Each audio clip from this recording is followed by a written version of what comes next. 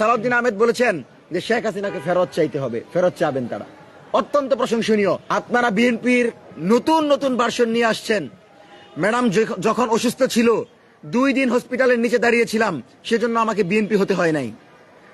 শহীদ president Ziaur রহমানকে নিয়ে শাহবাগে প্রোগ্রাম করেছি, সেজন্য আমাকে ছাত্রদল হতে হয় নাই।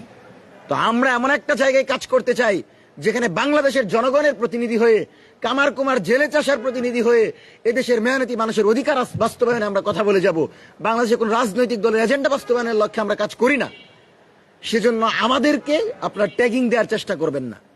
এবং নির্বাচনের পরবর্তীতে যে পরিবেশ হয়েছে, যথেষ্ট ধৈর্যের পরিচয় দিয়েছি, মাঠে আসি নাই।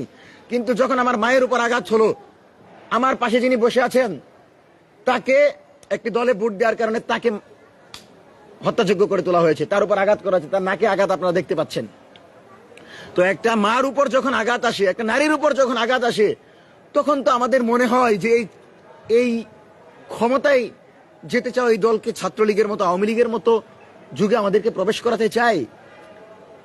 ছাত্রদলের রাকিব ভাইয়েরা যখন শিবিরের ভাইদেরকে ইহুদি স্টাইল বলে, জামাতদেরকে ইহুদি স্টাইল বলে তাদেরকে রাজনীতি থেকে দূরে রাখতে চায়, তখন আমরা বলি এই ইহুদি স্টাইলের সাথে আপনারা রাজনীতি করেন নাই, মন্ত্রী পরিষদ ভাগাভাগি করে চালান নাই, তাহলে এখন তারা কেন ইহুদি স্টাইল হয়ে গেল? আপনারা যদি ইনান সাদ্দামের মতো ট্যাগিং এর রাজনীতি করতে চান, তাহলে বাংলাদেশের জনগণ কিন্তু সেটাকে উত্তর দেওয়ার অপেক্ষায় আছে। এদেশের জনগণ এইবার ভোটাধিকার প্রয়োগ করে, আপনি লক্ষ্য করেছেন মোট ভোটে কিন্তু কোটি যেটা হয়েছে সেখানে বিএনপি জামাত একদম কাছাকাছি, লক্ষ্যে কিছুটা পার্থক্য হয়েছে।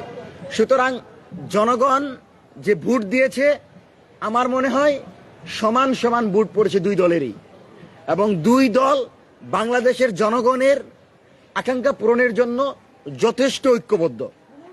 আওয়ামী লীগ আমলে আমরা কখনো লক্ষ্য করি নাই যে বিএনপির একটা নেতাকর্মীর বাসায় আওয়ামী লীগের একজন নেতাকর্মী গিয়েছে, আমরা লক্ষ্য করি নাই। কিন্তু আমরা আলহামদুলিল্লাহ দেখতে পেলাম যে তারেক রহমান যে সম্প্রীতির পরিচয় দিয়েছেন, যে বার্তা আমাদের কাছে দিয়েছেন, এটা স্পষ্ট করে ফ্যাসিবাদ বিরোধী সকল দল ঐক্যবদ্ধ থাকবে।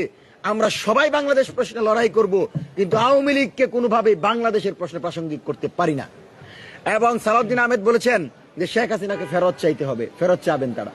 অত্যন্ত প্রশংসনীয়। শেখ হাসিনাকে বাংলাদেশে এনে রায় কার্যকর করতে হবে, এবং এই রায় কার্যকর যদি বিএনপির মাধ্যমে করতে পারে, বিএনপি আগামীর বাংলাদেশে তারা আরো মেজরিটি পাবে, বাংলাদেশের জনগণের সমর্থন পাবে। সেজন্য আমরা প্রত্যাশা করব অতি দ্রুত সময়ের ভিতর তারা এই বিচার কার্য করবেন।